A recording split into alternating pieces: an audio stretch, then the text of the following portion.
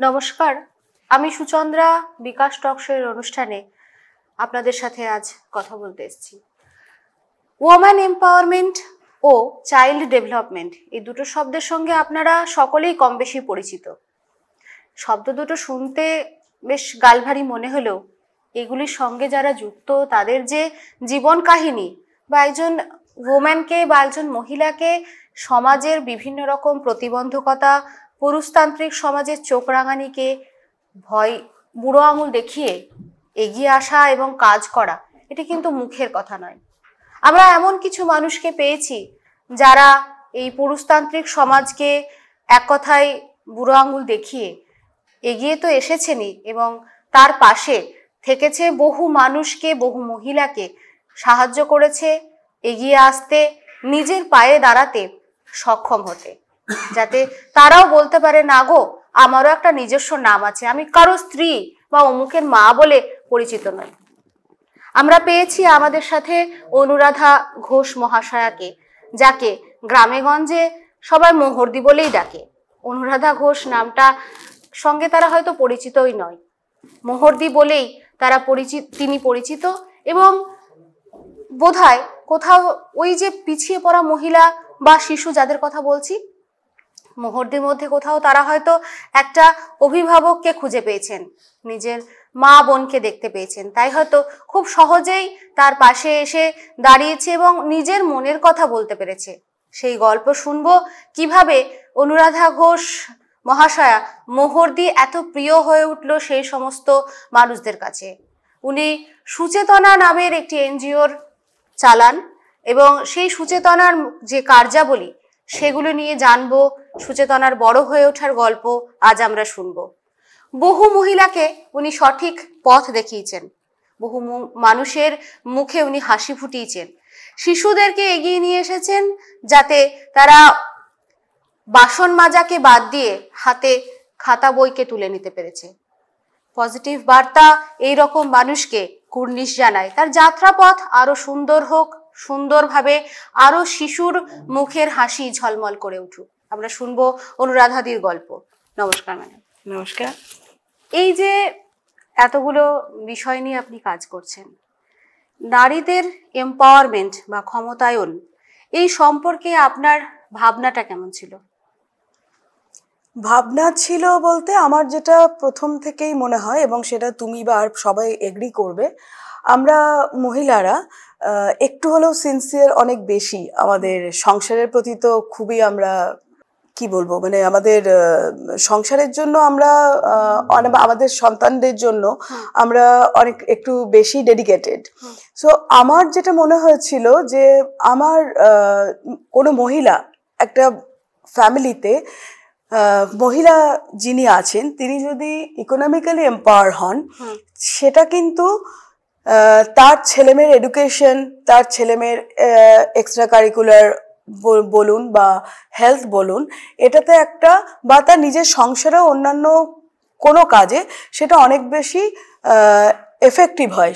এবং এটা আমি কিন্তু বেস করে বলছি, কারণ আমাদের এনজিও গ্রামে কাজ করে, গ্রাম বেস করেই আমাদের কাজ হয়। গ্রামের মহিলাদের যেটা আমি দেখেছি, যে যখন আমাদের এনজিও 15 বছর হলো কাজ করছে এবং আমাদের শুরুই গ্রাম থেকে, বোলপুর শহর এবং বোলপুরের পার্শ্ববর্তী যে গ্রামীণ এলাকা আছে সেখানে আমরা কাজ করি। তো সেই গ্রামের একটি পরিবারের একটি মহিলার ক্ষমতায়ন হলে অর্থনৈতিকভাবে সেটা তার পরিবারকে সব দিক থেকে অনেক বেশি এগিয়ে নিয়ে যায়, সব দিক থেকে অনেক বেশি সাহায্য করে। তার বাড়ির যে পুরুষ আর্নিং মেম্বার যে আছে, একজন বা দুজন আছে, সেক্ষেত্রে তাদের আরো বেশি হেল্প হয়, পাশে দাঁড়াতে পারে। আমি পরবর্তী প্রশ্নে আসছি ম্যাডাম। নারী এবং শিশুদের এই উন্নয়নের নিয়ে কাজ করবার জন্য আপনার প্রেরণা কি ছিল? মানে প্রথমেই তো এগিয়ে আসেননি।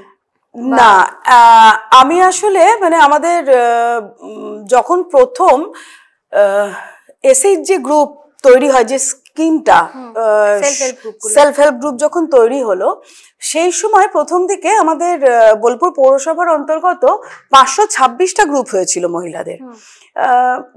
10 থেকে 15 জন ম্যাক্সিমাম মেম্বার। আমি 10 জন ধরে করলেই আমি বলছি, সেটা প্রায় 5260 জন মহিলা। এবার আমাদের তখন দেখলাম যে আস্তে আস্তে গ্রুপগুলো, সেটা দূরত্বের কারণেও হতে পারে, কারণ যারা জাম্বুনি দিকে যে সমস্ত ওয়ার্ড, তাদের আসতে বোলপুর পৌরসভায় হয়তো অসুবিধা, বা আমাদের এই দিকে যে তাতারপুর কলোনির ওয়ার্ড, তাদের হয়তো অসুবিধা, বা তাদের অন্যান্য কোনো অসুবিধার কারণেও গ্রুপগুলো আস্তে আস্তে কমতে, মানে সংখ্যা, মহিলারা আস্তে আস্তে সরতে থাকে, কিন্তু তাদের করার ভীষণ ইচ্ছা। তো আমি সেই সময় কিছু মানে তাদের সংস্পর্শে ছিলাম, তো তখন আমি এই জিনিসটা অনুভব করেছিলাম যে তাদের যদি মানে যাতায়াতটা একটা বড় বাধা, তাদের সময়টা একটা বড় বাধা সংসারের সমস্ত কাজ সামলে। সুতরাং এটাকে যদি আমরা এমন ভাবে করতে পারি যে তারা তাদের বাড়িতে থেকে সেই ফ্যাসিলিটিস গুলো পেতে পারে, তাহলে তাদের জন্য সুবিধা। অনেক বেশি মহিলা আজকে পৌরসভার অন্তর্গত যতগুলো ওয়ার্ড, ততগুলো ওয়ার্ডের মহিলারা এসএইচজিতে ছিলেন, কিন্তু এটা ভার্স্ট করতে গেলে পঞ্চায়েতেও এসএইচজি আছে। তো আমরা অনেক বেশি মহিলাকে যদি মানে কিভাবে নিয়ে কাজ করা যায়, তো সেই সময় আমাদের তৎকালীন সিইও ছিলেন mister Chowdhury, late mister Chowdhury. উনি আমাকে বলেছিলেন, আমি ওনাকে খুব মানতাম, তো উনি আমাকে বলেছিলেন যে আপনি যদি মেয়েদের নিয়ে ভার্স্ট কাজ করতে চান তাহলে একটা এনজিও ফর্ম করুন, তাহলে আপনি ওখানে কাজ করতে পারবেন। তো ওনারই অনুপ্রেরণায় আমার 2009 সালের 18ই আগস্ট সুচেতনার রেজিস্ট্রেশন, এবং 2009 সাল থেকে পথ চলা। হ্যান্ডিক্রাফট আর্টিজান আছে প্রায় 500 জন। আমার ট্রাইবাল উইমেন যারা এগ্রিকালচার নিয়ে কাজ করছে, এগ্রিকালচার নিয়ে কাজ করে যাদের ইকোনমিক্যাল সাস্টেন্সের জন্য চেষ্টা করছি, সেরকম মহিলা আছেন প্রায় 150 জন। আর আমাদের তো শিশু তো আছে যাদের ওখানে পিছিয়ে পড়া, এসসি এসটি, এবং আমাদের একটা ভাস্ট কাজ হয় চাইল্ড লেবার নিয়ে। এই পুরো ব্যাপারটা আপনারা কোথা থেকে অপারেট করেন, মানে সুচেতনার অফিসটা কোথায়? সুচেতনার মেন অফিস হচ্ছে বোলপুরে, বোলপুর মাধবানন্দ সরণি উকিলপট্টি আমরা যেটা বুঝি। আর আমাদের ব্রাঞ্চ অফিস হচ্ছে ফরিদপুর গ্রাম, যেটা হচ্ছে ৭০ গ্রাম পঞ্চায়েতের আন্ডারে, বোলপুর সুনিকেতন ব্লক। সেখানে কি কি কাজ করছেন এখন? সেখানে আমাদের এমপি ল্যাডে মাননীয় শ্রী প্রদীপ ভট্টাচার্য মহাশয় আমাদের এমপি ল্যাডে গ্রান্ট দিয়েছিলেন। সেই গ্রান্ট থেকে আমাদের ওখানে একটা বিল্ডিং হয়েছে ফরিদপুর গ্রামে। আমাদের বর্তমান মাননীয় মন্ত্রী শ্রী চন্দ্রনাথ সিনহা মহাশয় আমাদের ওখানে জলের ব্যবস্থা করে দিয়েছেন সোলার পাম্পের থ্রুতে। সেখানে আমরা হ্যান্ডিক্রাফটের কাজটা তো সবাই জানে না, এবং হ্যান্ডিক্রাফটের যেটা অসুবিধা সেটা হচ্ছে হ্যান্ডিক্রাফটের কাজ নিয়ে রেগুলার সোর্স অফ ইনকাম তৈরি হয় না। সেক্ষেত্রে আমাদের একটা দ্বিতীয় ভাবনা চিন্তা ছিল যে এমন কিছু একটা করার যেটা তাদের রেগুলার সোর্স অফ ইনকামটা আসবে, এবং এই ভাবনা চিন্তা থেকে আমরা বিভিন্ন মার্কেট সার্ভে করে স্টাডি করে আমরা একটা 1 বছর হলো আমরা ধূপকাঠির মেশিন ওখানে ইনস্টল করেছি, এবং ওখানে মেয়েরা ধূপকাঠি একদম মানে তৈরি করার থেকে, পারফিউম করা থেকে, সেল করা থেকে, এই সেক্টরটাতে বেশ কিছু মেয়ে এটার সঙ্গে জড়িত রয়েছে। এবং ওই গ্রামের যারা বাচ্চারা আছে এসটি এসসি পরিবার থেকে, তাদের জন্য ওখানে সন্ধ্যেবেলায় আমরা কোচিং সেন্টার চালাই, এবং বোলপুরে সাইমালটেনিয়াসলি চাইল্ড লেবারদের, যে আমাদের চাইল্ড লেবার একটা স্কুল ছিল যেটা কোভিডের পরে আর শুরু হয়নি, সেন্ট্রাল গভর্নমেন্টের স্কিম ছিল, তো তাদের ওই ফলো আপ করে তারা প্রপারলি স্কুল যাচ্ছে কিনা, তাদের এই এখন যেহেতু কোভিডের মতো একটা সিচুয়েশন গেল, তারপরে তারা আবার ফিরে গেল কিনা, এই মনিটরিং গুলো আমরা করি, চলছে। আচ্ছা, আমরা শুনলাম ওনার কাছ থেকে যে কতগুলি মহিলা, কতগুলি মানুষকে উনি একত্রিত করেছেন এবং কিভাবে সুচেতনার যাত্রা শুরু হয়েছিল। পরবর্তী প্রশ্ন আসছে ম্যাডাম, এই যে এতজনকে নিয়ে কাজ করছেন, সেক্ষেত্রে নারী এবং শিশুর যদি কোনো সাকসেস স্টোরি বা তাদের কি সাফল্য কিছু যদি বলেন, তাহলে আমাদের দর্শকরাও এই বিষয়টা নিয়ে অনুপ্রাণিত হয়। সাফল্য তো সব থেকে যেটা বড় সাফল্য সুচেতনা, সেটা হচ্ছে যে 150 জন চাইল্ড লেবারকে আমরা মেন স্ট্রিমিং করেছি। আমাদের এটা মিনিস্ট্রি অফ লেবার, আমাদের যে লেবার অফিস আছে শিউরিতে, সেই শিউরির যিনি লেবার অফিসার উনি প্রজেক্ট ডিরেক্টর আমাদের। সেখান থেকে আমরা 3 টাইম, এটা 3 বছরের একটা করে প্রজেক্ট চলতো, 3 বছরের মধ্যে স্কুল ড্রপ আউট বা একদম যারা স্কুল যায়নি 3 বছরে তাদের 4 বছরের প্রাইমারি কোর্সটা করিয়ে তাদের বাড়ির নিয়ার বাই সরকারি স্কুলে ক্লাস 5-এ তাদের ভর্তি করে দেওয়া, এটাই ছিল প্রকল্পটা। কত বছর বয়সে বাচ্চারা আসতো সেখানে তাহলে? সেটা ছিল প্রথমে যখন আমরা শুরু করেছিলাম তখন ছিল 0 থেকে 14, আর এখন সেটা হয়ে গেছে 0 থেকে 18। মানে 14 বছরের একটি মেয়ে বা ছেলে, সে হতে পারে সে ক্লাস 3-তে স্কুল ড্রপ আউট হয়ে গেছে, তাহলে তাকে ওই 1 বছর ক্লাস 4-এর কোর্সটা করিয়ে 14 বছর বয়সেই কিন্তু ক্লাস 5 বা যদি তাকে মানে সে যদি দেখা যায় যে তার বয়স অনুযায়ী সে ক্লাস 7 বা ক্লাস 8-এর পড়াটা নেওয়ার মতো তৈরি হয়ে গেছে, তখন তাকে ক্লাস 7 এরকম ভাবে ভর্তি করে দেওয়ার, এটা একদম সরকারি রুলস নিয়ম অনুসারে হয়েছে। পরবর্তী প্রশ্ন আসছে, এই যে পুরো ব্যাপারটা করছেন ওমেন এম্পাওয়ারমেন্ট এবং চাইল্ড ডেভেলপমেন্ট, এরা কি পরস্পরকে সমর্থন করে? অবশ্যই করে, মানে ভীষণভাবে করে। কারণ আমার মনে হয় যে আপনি এগ্রি হবেন, আমার 2 সন্তান, আপনার সন্তানকেও আপনি বোধহয় এখনো নিজের কাছ থেকে ফিরে গিয়ে নিজে পড়াতে বসেন, সে যতই টিউশনে করুক আর যেখানেই পড়ুক, আপনি আপনার ছেলের পড়াশোনাটা দেখেন।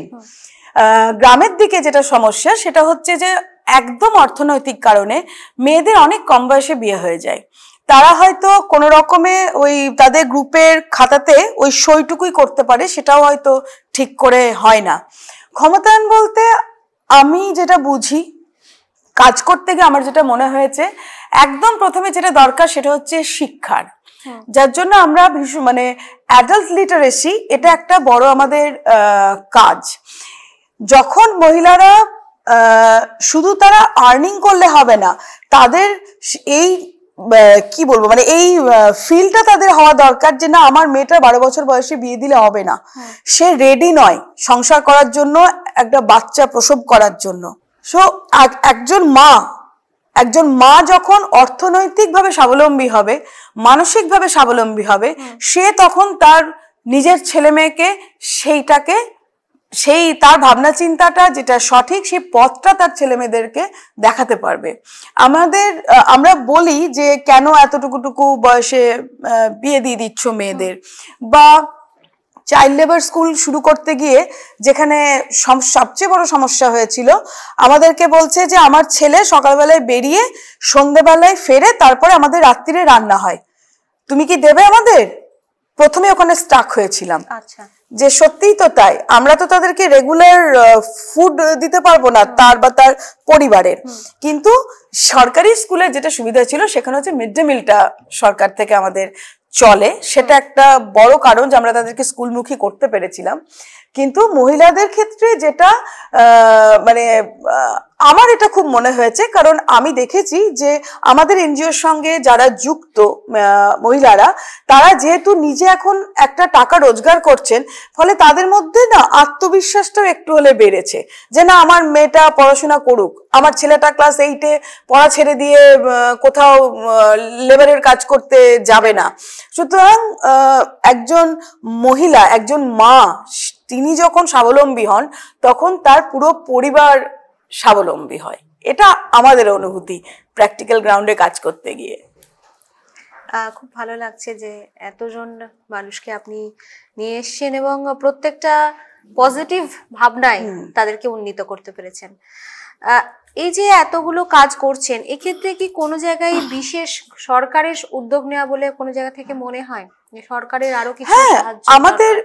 আমাদের এনজিওর সমস্ত কাজ, সুচেতনার একদম প্রথম থেকে কাজ শুরুই হচ্ছে সরকারি সাহায্যেই। আমরা যখন 2009 সালে 11 সালে কাজ শুরু করেছিলাম, তখন এসএইচজিদের ট্রেনিং প্রোগ্রাম যেগুলো হতো গ্রামে গ্রামে, এবার আমাদের তো প্রচুর মানে জেলার মধ্যে প্রচুর গ্রাম পঞ্চায়েত, এবং প্রত্যেকটা গ্রাম পঞ্চায়েতের আন্ডারে 9টা থেকে 18টা পর্যন্ত গ্রাম আছে। তো সুতরাং সরকার থেকে এনজিওদের কন্ডাক্ট করতে দেওয়া হতো ট্রেনিং গুলো।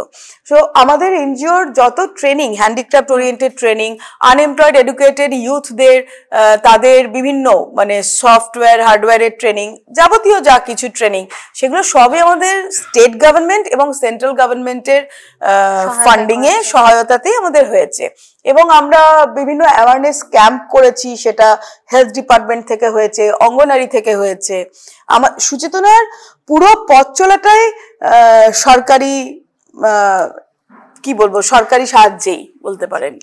মানে এই ক্ষেত্রে সরকারের পুরো সাহায্য নিয়েই আপনারা সমস্ত কাজগুলি করেছেন এবং সাফিসিয়েন্ট বলেই ফিল করেছেন? যে না, সাফিসিয়েন্ট তো কখনোই নয়, মানে সরকারি সাহায্যটা অবশ্যই একটা সীমা পর্যন্ত থাকে, কিন্তু আমরা যখন শুরু করেছিলাম তখন আমাদের 100 জন মেয়ে ছিল সঙ্গে, আজকে আমাদের 500 জন মেয়ে।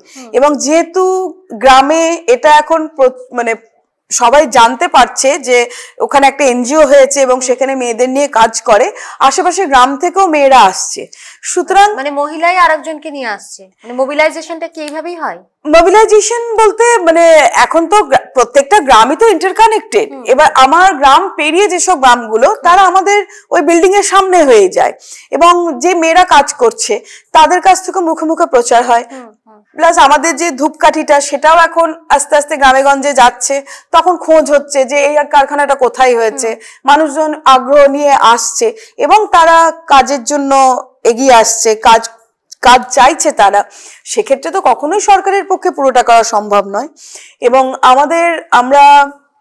আমাদের শুভাকাঙ্ক্ষীদের কাছে আমরা আর্জি জানাই যে তারা সুচেতনাকে ডোনেশন যতটাই তারা দিতে পারবেন, সেটা আমাদের জন্য, সুচেতনার জন্য সেটা সুবিধা। আমাদের 80G আছে আমাদের সার্টিফিকেট, যেটা ট্যাক্স ডিডাকশনের। আমাদের জাস্ট একতলাটাই হয়েছে এমপিল্যাড পে। এখন আমরা ভীষণভাবে চেষ্টা করছি দোতলাটা করার, এবং সেটা আমরা মানুষের কাছ থেকে তাদের ডোনেশনের জন্য আমরা আবেদন জানাচ্ছি। আপনাদের থ্রুতেও জানাই, যত শুভাকাঙ্ক্ষী আছেন সুচেতনার, আপনারা সুচেতনার দিকে আপনাদের সাহায্যের হাত বাড়ালে বহু শিশু আছে, বহু মহিলা আছে, তারা তাদের যেটা সহজ জীবন, নর্মাল জীবন, যেরকম আপনি জীবন যাপন করি, সেটার জন্য তাদের সুবিধা হয়। আমরা শুনলাম আপনার কথা, এবং দর্শকদেরও আপনি জানালেন যে সুচেতনার কিভাবে তারা ডোনেশনের মধ্য দিয়ে, যেহেতু একটা বড় অংশের ট্যাক্স রিডাকশন এখানে হয়, আর সেক্ষেত্রে আরো মানুষ যদি এগিয়ে আসে তাহলে বহু মানুষ কর্মের দিশা পাবে। এই যে প্রোডাকশন করছেন, প্রোডাকশন করার পর সব থেকে যেটা কঠিন পার্ট, তাকে সেল করা, মার্কেটিং করা, এইটা কিভাবে করেন? সেগুলো কি আপনারা এনজিওর মধ্যে দিয়ে করেন? মার্কেটিং, আমি ধূপকাঠির কথা বলি, সেটা হচ্ছে যে মেয়েরাই ডোর টু ডোর তারা করে, বা বিভিন্ন ধরুন আমার গ্রামের যে মেয়েরা আছে, তাদের আবার বাপের বাড়ি অন্য কোনো গ্রামে, তারা সেখানে গিয়ে, মানে প্রচেষ্টাটা কিন্তু তাদের সুযোগ একটু করে দিলে তারাই কিন্তু নিজের আর্নিংসটার জন্য তাদের যতটা তাদের পক্ষে শ্রম দেওয়া সম্ভব তারা সেটা করছে। আর হ্যান্ডিক্রাফটস এর সেকশন যেটা আছে, সেটা একটা হিউজ সেকশন, লার্জ স্কেল, প্রায় 300 জন মহিলা এটার সঙ্গে যুক্ত। লাইক কাঁথা স্টিচ, বাটিক, জুটের ওয়ার্ক, মাটির গয়না, এরকম প্রচুর, প্রায় 15-16টা ক্রাফটের উপরে কাজ হয়। তো সেটা মেনলি যেটা মেয়েরা করে, যেহেতু প্রত্যেক মহিলা স্বনির্ভর গোষ্ঠীর সদস্য, তারা যে আমাদের সরকারি মেলাগুলো হয়, সেই মেলাগুলিতে তারা পার্টিসিপেট করে, 1 নম্বর। দ্বিতীয়ত, পৌষ মেলাতে সুচেতনার তরফ থেকে আমরা একটা করে স্টল করি, যেটাতে তারা তাদের প্রোডাক্ট নিয়ে আসতে পারে, এবং সেখান থেকে তাদের বিক্রির থেকেও বেশি যেটা হয়, সেখান থেকে তাদের প্রচুর কানেকশন তৈরি হয়, যেখান থেকে তারা অর্ডারটা পায়, বা সমস্ত মেলাতেও সেই একই জিনিস হয়। আমরা কিছু হাউস আছে যাদের কাছে আমরা আমাদের থ্রু ওয়েবসাইট আমরা যোগাযোগ করি। আমাদের যে প্রোডাক্ট আছে, কারোর কোনো বাল্ক প্রোডাক্ট থাকলে সেটা তারা আমাদের সঙ্গে যোগাযোগ করে, আমরা সেটা দেনান্দিয়ার মেয়েদের মধ্যে ডিস্ট্রিবিউট করে দিই। ওরা সেটাকে কাজ করে সেটাকে ওরা সাপ্লাই করে। ই-কমার্স সাইটও এনজিও থেকে অনেক প্রোডাক্ট, হ্যাঁ হ্যাঁ, সেই সার্ভিসটাও আপনারা করে দেন? না, সেটা এখনো আমরা ওইটা শুরু করিনি, কিন্তু আমরা ওটার খোঁজ খবর করছি বা কি প্রসেসে আমরা ই-কমার্স প্ল্যাটফর্মে ঢুকতে পারি সেই চেষ্টাটাই আমরা করছি। থ্রু আমাদের ওয়েবসাইট এই মুহূর্তে রিকনস্ট্রাকশনস আছে যাতে আমরা ই-কমার্সটা ঢোকাতে পারি। এছাড়াও তো যেরকম আপনি বললেন যে পশ্চিমবঙ্গ সরকার এখন বিভিন্ন হস্তশিল্প মেলা, এগুলো ক্ষুদ্র এমএসএমইর উপর অনেকটা জোর দিয়েছে, সেই কারণে সেখানেও আপনারা পার্টিসিপেট করতে পারেন। হ্যাঁ, যেরকম ভাবে বললেন তাতে অনেক মেয়েরা পার্টিসিপেট করলে আপনাদের পণ্য, যেমন অনেক মহিলা আর্টিজান কার্ড ছিল না, সেটা তারা জানতো না যে আর্টিজান কার্ড করলে সরকারের কাছ থেকে কত সুযোগ সুবিধা তারা পেতে পারে, তারা নিজেরা তাদের ক্রাফটটাকে এগিয়ে নিয়ে যেতে পারে উইদাউট কারোর সাহায্য। তো আমরা আর্টিজান কার্ড গুলো তাদের করিয়ে দিচ্ছি আস্তে আস্তে, যাদের নেই আর্টিজান কার্ড। কারণ হাতের কাজ মেনলি আমাদের এদিকে, বিশেষ করে বোলপুর সারাউন্ডিং যত গ্রাম আছে, হাতের কাজ তো তাদের একটা বড় পার্ট লাইফের। ম্যাডাম, যেরকম আর্টিজান কার্ডের কথা বললেন, কি কি ফ্যাসিলিটি মূলত এখানে মহিলারা পায়? আর্টিজান কার্ডের ফ্যাসিলিটি হচ্ছে, ধরুন আমার যে মেয়েটি কাঁথা স্টিচের কাজ করছে বা হয়তো চামড়ার, বাটিকের চামড়ার যে ব্যাগ তৈরি হয় সেই কাজ করছে, সে যদি মনে করে আমি ব্যবসাটাকে বাড়াবো, সে অনেক কম সুদের লোন পাবে এমএসএমইর। আচ্ছা, মানে মহিলা বলে সুদের হারটা অনেক কম সেটা। এবং কোনো সরকারি ব্যাংকে গেলেই হবে নাকি তাকে গ্রামীণ ব্যাংকেই যেতে হয় সেক্ষেত্রে?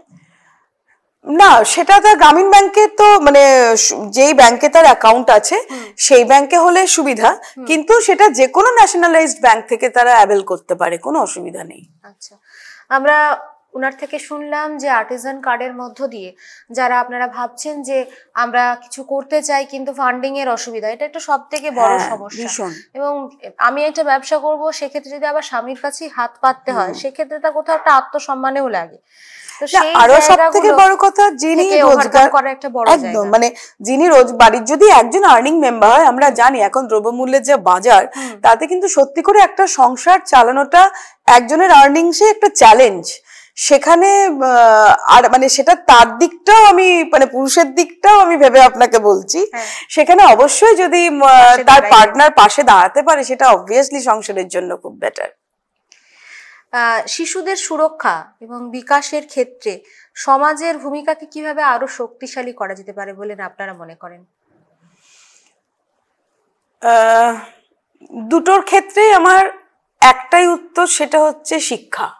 মানে যেটা আমি ভীষণভাবে উপলব্ধি করেছি যে সে শিশুই হোক আর নারী হোক, মানে সে যদি শিক্ষিত হয় তাহলে তার ভাবনা, চিন্তা, বোধ শক্তি অনেক বেশি ডেভেলপ করবে।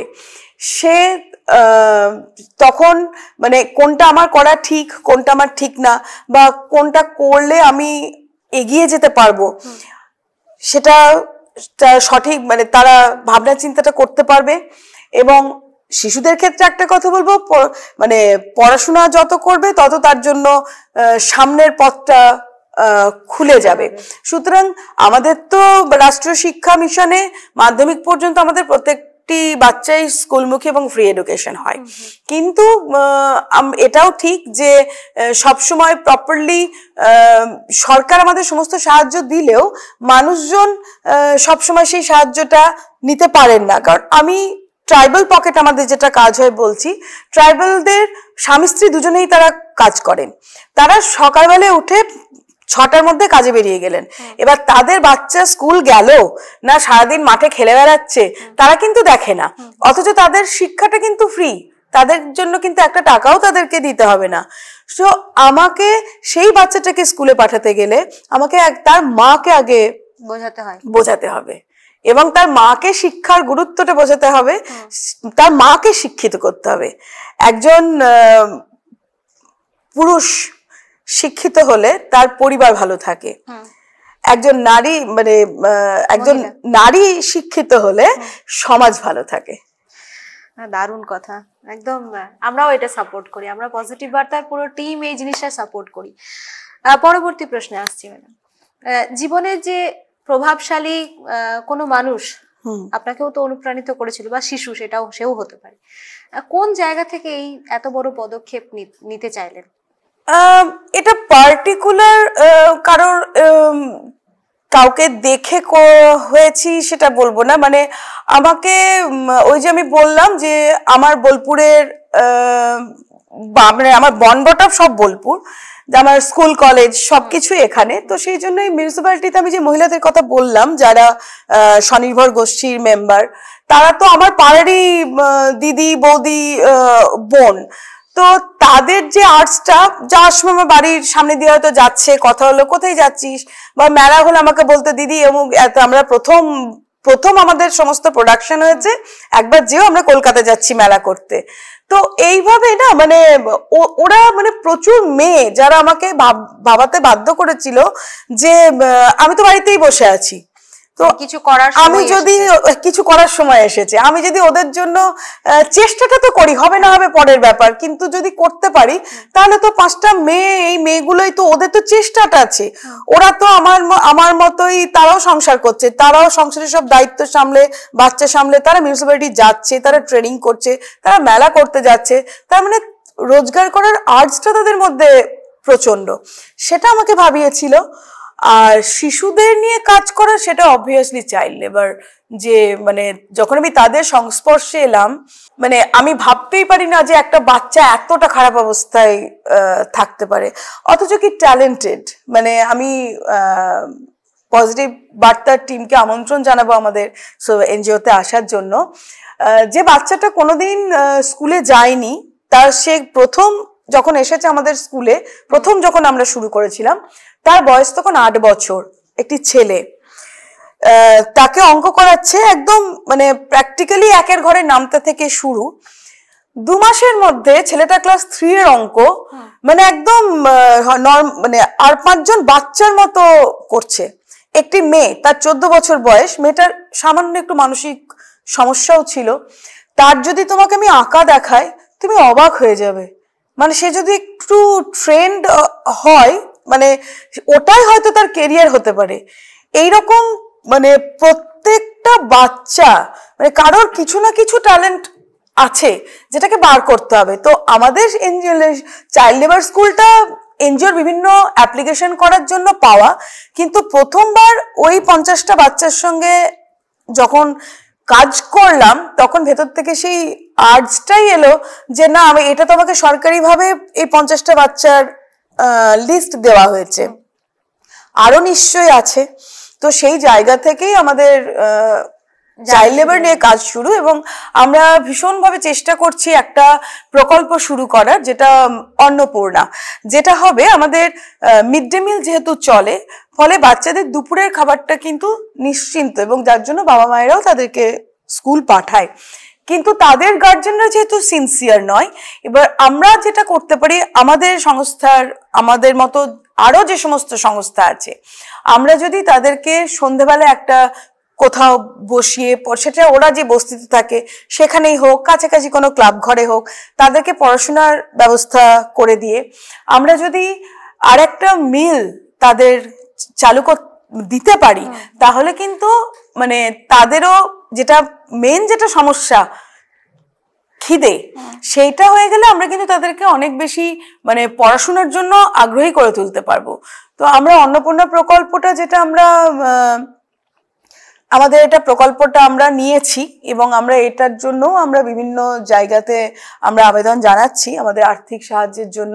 সেখানেও আমাদের যে চাইল্ড লেবার স্কুলের আমাদের যে বাচ্চারা আছে, তাদের আমাদের একটা বেলার আমরা খাবার তাদেরকে প্রোভাইড করতে চাই। খুব ভালো হবে যদি এটা আপনি ভীষণ ভীষণ। এই যে এতগুলো কাজ করলেন, এই কাজের সবচেয়ে বড় বাধা বা সমস্যা কি ছিল? মানে এত তাড়াতাড়ি তো এই জিনিসটা হয়নি না, সেটা হয়নি। মানে আমার উইমেন এম্পাওয়ারমেন্ট নিয়ে কাজ করতে গিয়ে আমাদের কোনো বাধার সম্মুখীন হতে হয়নি, কারণ আমরা যেটা আমি বললাম যে আমরা যেহেতু প্রথম থেকেই সরকারি প্রকল্পের সঙ্গে যুক্ত, ফলে আমরা সরকারের রিপ্রেজেন্টেটিভ হয়ে গেছিলাম বলে যে কোনো জায়গায় আমাদের গ্রহণযোগ্যতাটা আমাদের ছিল। এবং মেয়েদের ক্ষেত্রে যেটা দেখেছিলাম, এবং আমরা নিজেদের চেষ্টাতেও যে সমস্ত আমরা ট্রেনিং প্রোগ্রাম করিয়েছি সেখানে মেয়েদের আগ্রহটা খুব ছিল। আমরা এটা উল্টো হয়েছে, মানে আমরা 1% ভেবেছি, মেয়েদের কাছ থেকে আমরা 10% পেয়েছি তাদের আগ্রহ। বাধার সম্মুখীন যেটা হয়েছিল সেটা হয়েছিল শিশু শ্রমিক স্কুলটা চালু করতে গিয়ে। কারণ আমরা গার্জেনদের আমরা কনভিন্স করতে আমাদের প্রচুর সময় লেগেছিল যে কেন তারা স্কুলে আসবে। ওদের বক্তব্য ছিল আপনারা রোজগারটা ছাড়িয়ে নিয়ে চলে যাচ্ছেন, তাহলে আমরা কেন বাচ্চাদেরকে স্কুলে পাঠাবো। তখন একটা খুব বড় আমাদেরকে সম্মুখীন হতে হয়েছিল। কিন্তু তখন একটা পজিটিভ দিক যেটা দেখেছিলাম সেটা হচ্ছে যে প্রত্যেকটি বাচ্চার মা আফটার অল মাই হয়, সেই অনুভূতিটাও হয়েছিল। সেও তার 4-5টা ছেলে মেয়ে, বেশিরভাগই হয় স্বামী মারা গেছে, নাহলে স্বামী ছেড়ে চলে গেছে, একটা ভালনারেবল কন্ডিশনে আছে, ভালনারেবল কন্ডিশনে তারা আছে। আমাদের কিন্তু মারা বলেছিল যে না আপনি দিদি নিয়ে যান বাচ্চাদের। এবং আজও আমার সঙ্গে যেখানে দেখা হয় আমি বলে দিদি একটা হোস্টেল করুন না, বাচ্চাগুলো থাকলে তাহলে এরা স্কুল থেকে আসে, এসে আবার খেলতে বেরিয়ে যায়, একটা হোস্টেল করলে আপনাদের ওখানে রেখে দেব। মায়েরা চায়, এটা একটা খুব বড় আমরা পজিটিভ দিক। একদম। আমরা দেখে নেব সুচেতনা কিভাবে কাজ করে চলেছে, তার কিছু ফটোগ্রাফি আমাদের সাথে রয়েছে, আমরা সেগুলো দেখব। এবং পরবর্তী আমি প্রশ্নে যাব, ভবিষ্যতে নারী ক্ষমতায়ন এবং শিশুদের উন্নয়নে আপনার কি ধরনের পরিকল্পনা রয়েছে?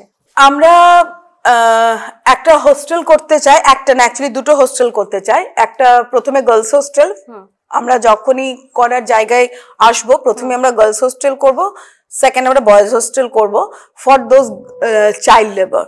কারণ আমরা যেখানে এখন আমাদের যেখানে এনজিও সুচেতনার যেখানে বিল্ডিং আছে, যেখানে আমরা হোস্টেলটা করব, তার নিকটবর্তী যাদবপুর বলে একটি গ্রাম আছে, যাদবপুর হাই স্কুল, এখন ক্লাস 12 পর্যন্ত।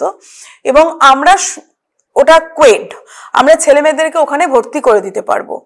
যাদের যে চাইল্ড লেবার বাচ্চারা ওখান থেকে সেটা রেস্কিউড হতে পারে বা আমাদের সঙ্গে আমাদের এনজিওর থ্রুতেও তারা আসতে পারে। শিশু বাচ্চাদের জন্য আমাদের এই প্রজেক্টটা এই মুহূর্তে আছে। দ্বিতীয়ত হচ্ছে যে আমরা একটা ক্লাস্টার করতে চাই মেয়েদের জন্য, যে হ্যান্ডিক্রাফট আর্টিজানসরা ওখানে কাজ করছে তাদের জন্য আমরা একটা ক্লাস্টার করতে চাই, যেখানে এক ছাদের নিচে ওই 500 জন মহিলা ওই 15টা আর ক্রাফট নিয়ে কাজ করবে, যেখানে মানুষজনের একটা ডেস্টিনেশন থাকবে যে হ্যাঁ আমরা সুচেতনার ওইখানে গেলে আমরা এই জিনিসগুলো পাবো। সো এই মুহূর্তে আমরা একটা ক্লাস্টার করার জন্য, হ্যান্ডিক্রাফট ক্লাস্টার উইমেন এম্পাওয়ারমেন্টের জন্য আর চাইল্ড এডুকেশনের জন্য আমরা দুটো হোস্টেল করার জন্য আমরা ভীষণভাবে মানে আমাদের নেক্সট প্রজেক্ট ওটা। আচ্ছা, আমরা শুনলাম ওনার জার্নি সুচেতনার সঙ্গে। যদি ম্যাডাম কেউ যুক্ত হতে চায়, আপনারা আপনাদের অ্যাড্রেস বা ওয়েবসাইট বা ফোন নাম্বার এটা যদি আমাদেরকে একটু জানান। নিশ্চয়ই। আমি সুচেতনার সেক্রেটারি অনুরাধা ঘোষ, আমার ফোন নাম্বার 8158025174। আপনারা যে কোনো সময় এই নাম্বারে আমার সঙ্গে যোগাযোগ করতে পারেন। আমাদের ওয়েবসাইট হচ্ছে www.suchetona.org.in, সমস্ত স্মল লেটারে।